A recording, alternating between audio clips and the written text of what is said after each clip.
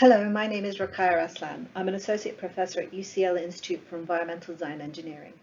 For the last 13 years, my research has focused on methods, approaches and tools that support the retrofit of our housing stock. And more recently, I focused on homes that have, for a number of reasons, been considered more challenging to retrofit.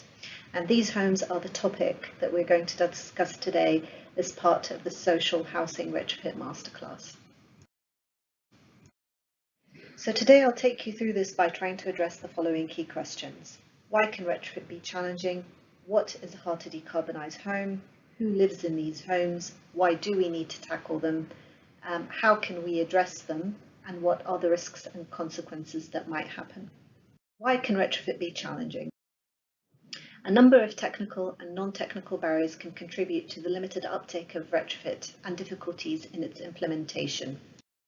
Technical barriers mainly occur due to three factors. The first is applicability limitations, which happen due to certain dwelling types, dwelling structure, where it's sited, the systems installed within it, and the timing that the retrofit is planned.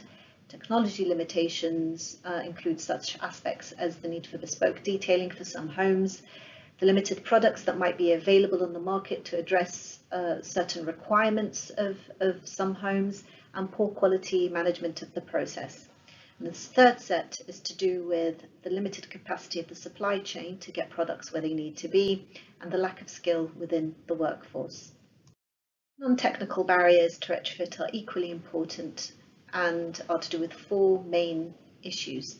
First are financial issues such as high upfront costs of retrofit and long payback periods, inadequate finance options to support the installation of retrofit. The second set are to do with consumers, occupants or owners, and they include a lack of uptake of retrofit due to poor perception, the need to get occupant to owner permission, which is sometimes difficult to obtain, and an aversion to disruption. Regulations and planning permission can also represent a significant barrier to retrofit in general and the installation of specific measures.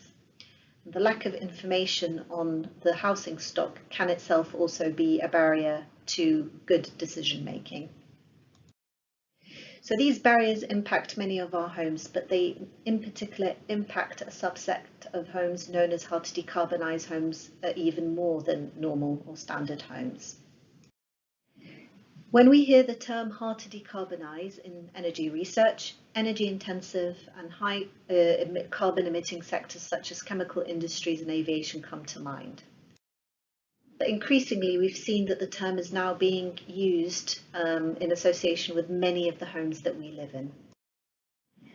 What unites these seemingly disparate sectors is the fact that reducing carbon emissions within them is not straightforward. And that's because we either lack the solutions to do so, or we do have the solutions, but the costs associated are very prohibitive. And these difficulties are occurring within a context that has seen the UK embark on an ambitious economic recovery, a green economic recovery, that will see substantial investment in retrofit to support the net zero transition and the national ambitions associated with it. But there has been a historical disconnect between efforts such as this and buildings considered to be challenging to retrofit or upgrade. But as the net zero transition has become more and more entwined with issues of social and energy equity, this disconnect is no longer an option. So within this context, it is a fact that all homes will need to be fully decarbonised by 2050. But unfortunately, we do not know how this will be achieved in a quarter of homes around the world. And these homes are considered to be the hard to decarbonise subset of the residential stock. Homes can be considered hard to decarbonise if they are hard to treat or do not have cost-effective options for low carbon heating. And this is because these homes might have one or more attributes that represent a barrier to retrofit. These attributes can be generally categorised into three main types. Physical attributes or characteristics are to do with the building form, such as its area, its height, and the fabric of the building. The second set are to do with where the building is sited, and these are referred to as locational attributes or characteristics, and they include such aspects as sites with extreme exposure, sites with limited or difficult accessibility, and conservation area locations for some homes. And the third set is to do with people who live in the homes or own them. And they include an array of socio-economic and behavioural characteristics that might present specific barriers to retrofit. And because these attributes are present, retrofit presents several difficulties. So it involves costs that are higher, barriers that are more difficult to overcome, or the need for solutions that are more complex to implement. And when we say solutions, we include fabric retrofit measures that we use to improve the energy efficiency of homes, measures that motivate better use of energy for occupants, and the various technology options that we might have to provide low carbon heating and cooling as well. And this picture encapsulates the difference between a home that is relatively straightforward to retrofit and one that is difficult to retrofit. This thermographic image shows the heat loss through the fabric, and you can see the building on the left is easier to retrofit, and therefore there is a lot less heat loss from the fabric, where the building on the right has been more difficult to retrofit, so hasn't really had substantial measures, if any at all, installed, and as a result you can see the heat loss is substantial. And these buildings exist on the same street, so the problem can exist within the stock on the same street. And can differentiate between a home where you have lower energy bills to a home that has significantly higher energy bills. And while we've defined hard to decarbonise homes within the context of this presentation, I'd like to mention that a variety of similar terms have been used to refer to such homes within academic studies, industry reports, and guidance from national and local authorities as well. And the development and usage of these terms has evolved in response to changing policy priorities and the focus of the analysis that was intended.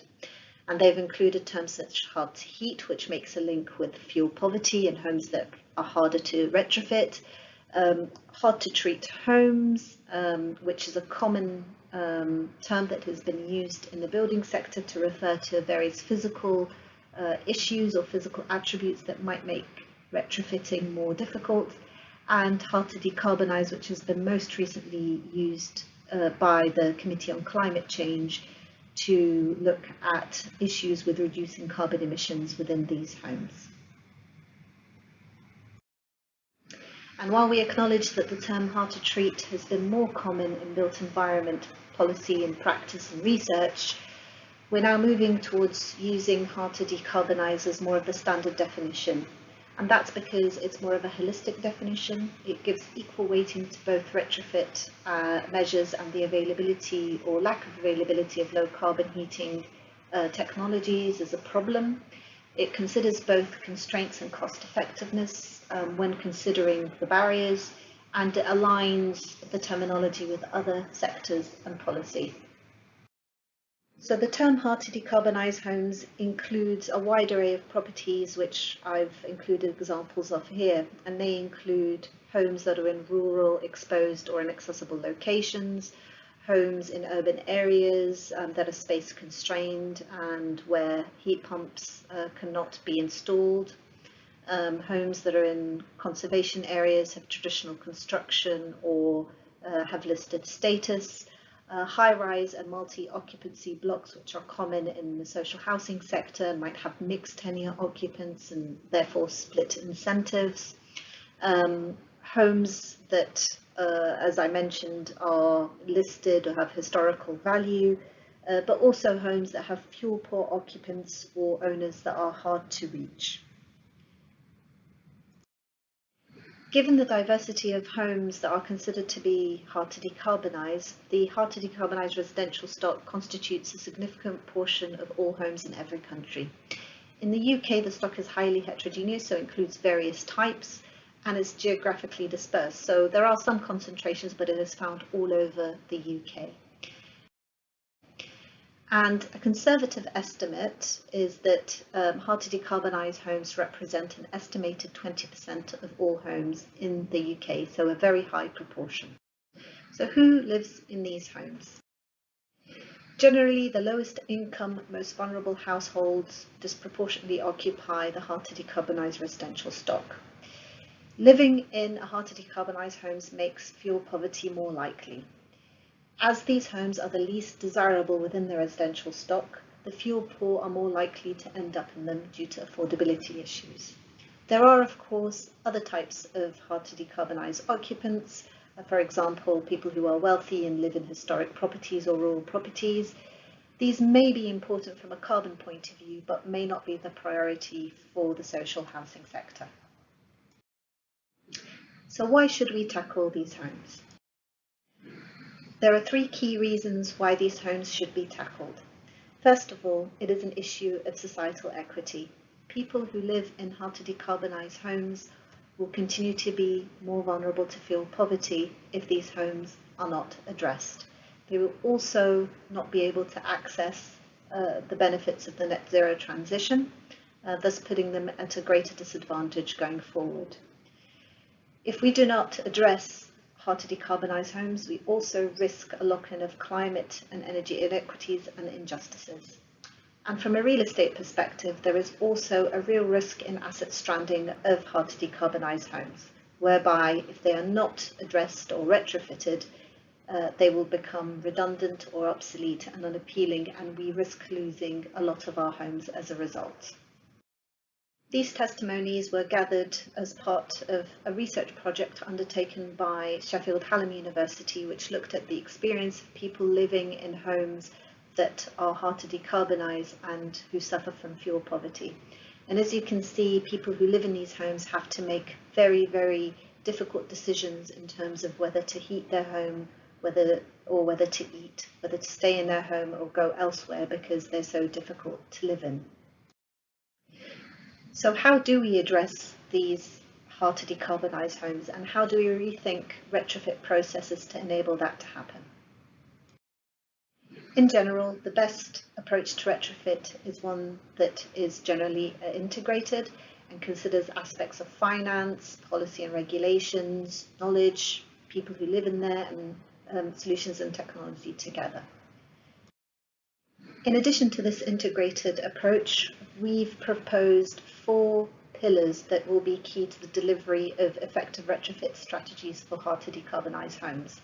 And these revolve around looking at innovative technologies which better suit these homes and improve outcomes, using scaling up in delivering retrofit to improve rollout of schemes and achieve the economies of scale required to get over the cost effectiveness barrier, employing data-driven approaches which both achieve better outcomes and provide opportunities for learning going forward, and really focusing on occupants through occupant-centric strategies, through improved occupant engagement and satisfaction. Innovation will be a key factor in addressing the technical challenges associated with these homes. The importance of innovation was recognised in the aim of the SHDF scheme that specifically stated that successful delivery will demand a steep learning curve. This might seem complicated, but meeting the challenges presented by these homes can act as a catalyst for innovation, economic activity and improved well-being for some of our most vulnerable groups in society. There are, I should mention, examples of innovation already within the sector that might be useful for hard to decarbonise homes. For example, innovative glazing solutions, of which slim profile double glazing is a type, and vacuum slim profile double glazing more recently coming on the market is perhaps the most commonly used in the UK. And a number of products have also been used in place of traditional insulation. But while we've seen some product innovation, we are in fact a long way off, and there is still massive potential in developing and procuring innovative materials as part of retrofit projects. Approaches to scaling up will also play a very significant role in delivering retrofit to hard to decarbonise homes. And while no single delivery model can serve all of the different types of dwellings, communities, individual households in the UK, we've seen some successes in delivery at various scales. Reviewing a number of projects that have included homes that were considered to be hard to decarbonise, we found that applying an integrated whole house approach was perhaps the most successful, and if that was not possible due to constraints, a technically led approach whereby measures could be installed in phases but in a sequence that made sense was also quite effective.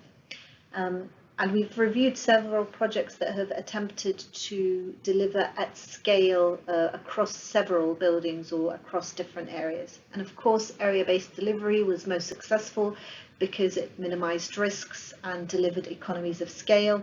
However, we found both street-by-street approaches and pepper-pot delivery of retrofit to also work in specific circumstances.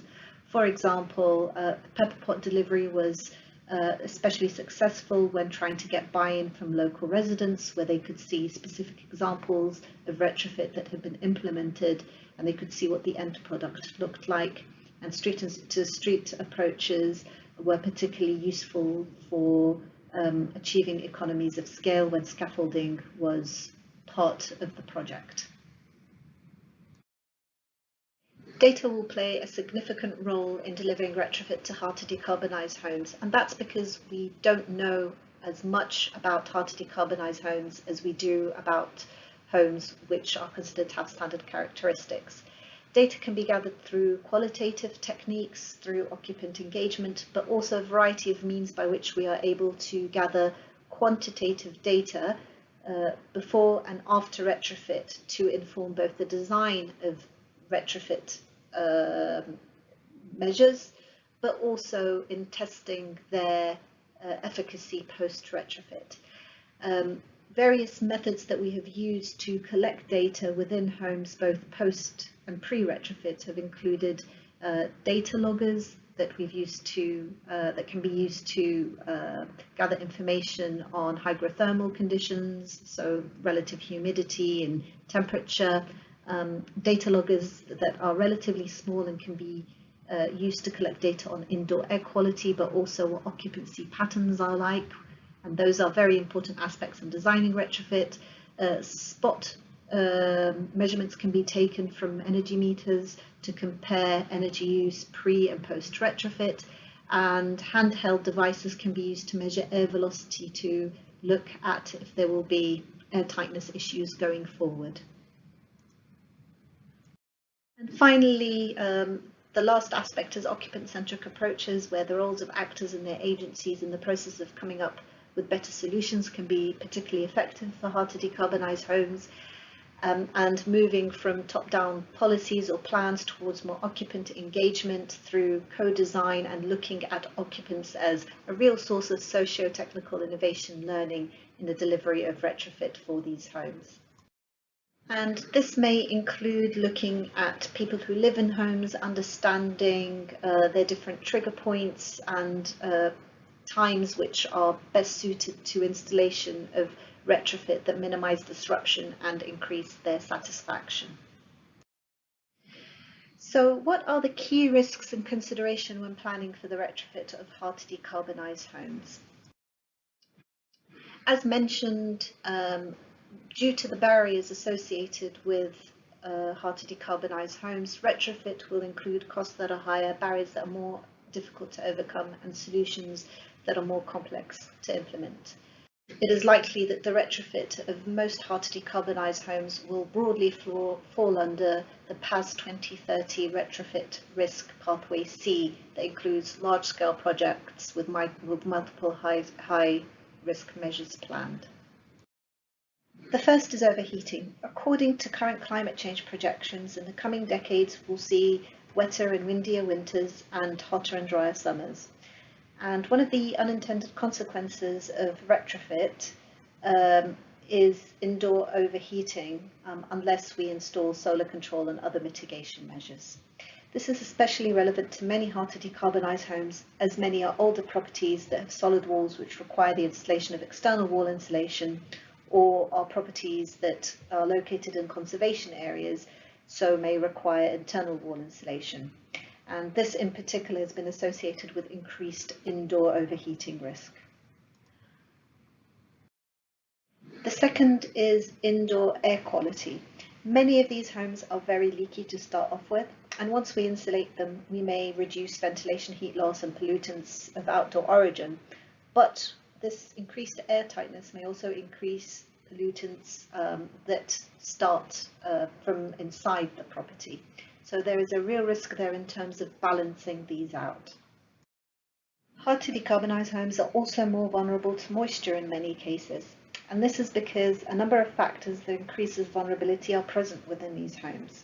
And these include such aspects as exposure to driving rain in exposed locations, ability of walls to absorb moisture, wall thicknesses in some of these homes, internal moisture from clothes drying due to occupant behaviours, a lack of ventilation, thermal bridging that is more likely to occur if retrofit is not properly implemented, and the types of insulation that might be used within these homes.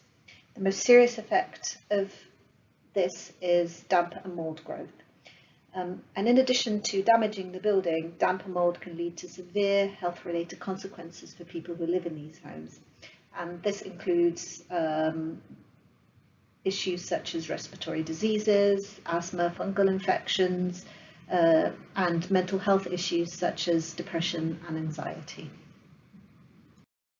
And from a macro perspective, it's perhaps also highlighting that a key risk in delivering retrofit to hard to decarbonise homes is the job market and skills shortages. In general, large-scale deep building energy retrofit programs can have significant impacts on the employment market and local economies. These impacts are generally beneficial. However, there is a key issue with skills shortages generally across the retrofit market, and particularly in hard to decarbonise homes. For example, many hard to decarbonise homes have traditional or bespoke construction, and these require specific expertise of how to address their non-standard construction techniques. And these skills within this general landscape of a skills shortage may be even rarer, and may not be readily available within the current workforce. So this is a key risk that should be factored in when planning for retrofitting these homes. So today we've taken you quickly through what a hard to decarbonise home is, possible approaches to successfully delivering retrofit within them, and some of the key risks and consequences that should be considered in planning their retrofit. Thank you very much for attending today.